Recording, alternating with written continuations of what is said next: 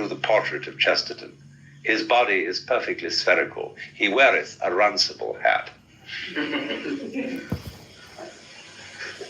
And so there was an old man of Spithead who opened the window and said, Fill jumble, fill jumble, fill rumble, come tumble, that doubtful old man of Spithead.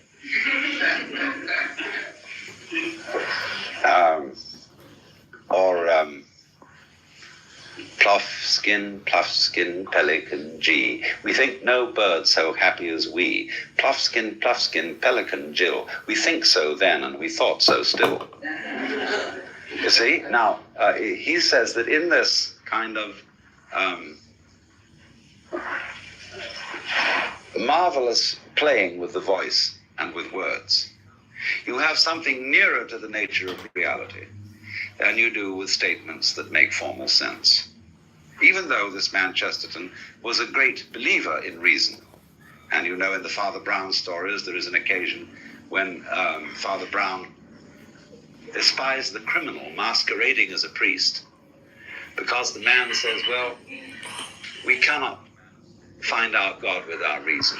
All the things of divine are beyond reason, and we must learn to suspend reason. And at that moment, Father Brown knows this man is not a good Catholic, and not really a priest at all. Because St. Thomas, you see, bases everything saying there is a consistency between reason and faith. And Chesterton believed in that very strongly. But that didn't prevent him from seeing the deeper mystery, that there is a kind of super reason in unreason. But not just pure unreason, but in something that we recognize as nonsense, in the sense that Edward Lear and Lewis Carroll wrote nonsense. That's an enormously important thing to understand. What is the difference, shall we say, between inspired nonsense and mere bosh? And this is what he's trying to point out. There is a kind of nonsense which we could call magical nonsense, and there's a kind of nonsense, on the other hand, which we should call just trivial rubbish. So, it is the nonsense, the divine nonsense has this extraordinary humor with it.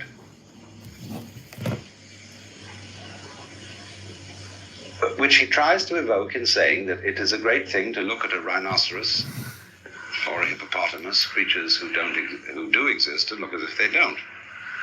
A poem in which he brings this out is called The Fish.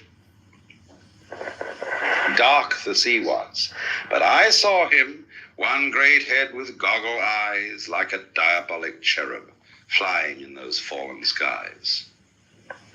I have heard the horse deniers. I have known the wordy wars. I have seen a man by shouting seek to orphan all the stars. I have seen a fool, half-fashioned, borrow from the heavens a tongue, so to curse them more at leisure.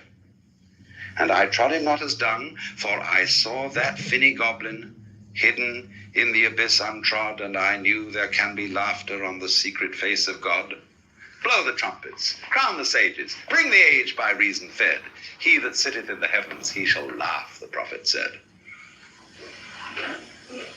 So he sees in a goldfish, you know those kind of Disney goldfishes which have all sorts of tails and fins and complications with their big goggle eyes. What on earth are they doing? You ever thought about that? You know, what is this going on?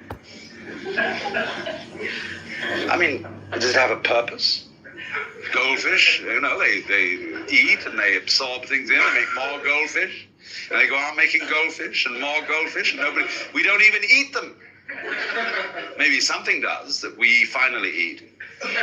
But fundamentally, what's the point of a goldfish? A goldfish is a solemn thing which keeps on going round, you know? And it keeps on going round and round and round and round and round.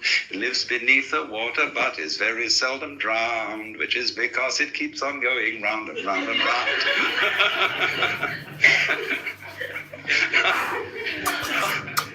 It isn't going anywhere at all.